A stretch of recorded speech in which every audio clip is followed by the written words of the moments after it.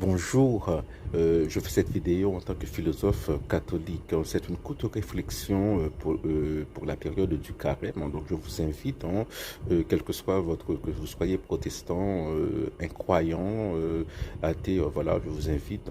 Ce serait un plaisir si vous restiez avec nous. On peut se demander pourquoi prier, parce que les Haïtiens n'ont jamais autant prié au cours des 3 dernières années.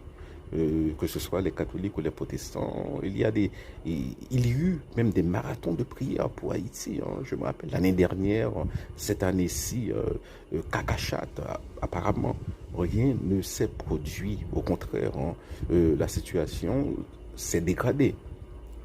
Et c'est encore un euphémisme, puisqu'il y a eu 3 massacres majeurs au cours des derniers mois. Alors, qu'est-ce qui se passe?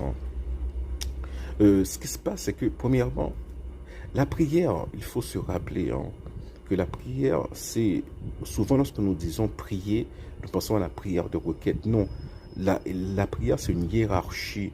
Il y a la prière d'adoration, la prière d'action de grâce, qui veut dire que nous remercions Dieu pour être des créatures de Dieu, parce qu'il nous a créés pour être, pour participer éventuellement à sa félicité, à son bonheur éternel. Troisièmement, il y a la prière pour les autres et pour soi, ce qu'on appelle la prière de requête, ce que en général, souvent, on appelle la prière. Eh bien, pourquoi est-ce que Dieu ne fait rien? Parce que Dieu agit à travers son peuple.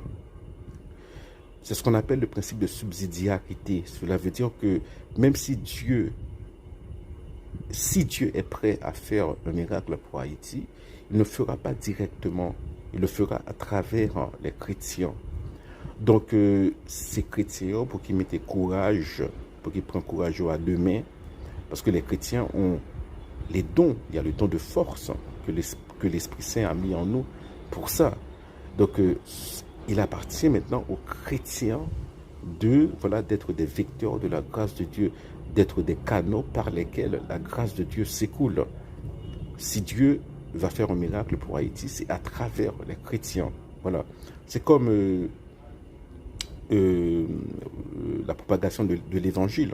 Jésus aurait pu le faire lui-même. Non, il a envoyé 11 mecs, plus, bon, on a choisi un 12e, Matthias, après, pour répandre l'évangile, alors que Jésus aurait pu, en tant que Dieu, dire, bon, je suis Dieu, puis c'est tout. Mais non, c'est le principe de subsidiarité qui explique cela.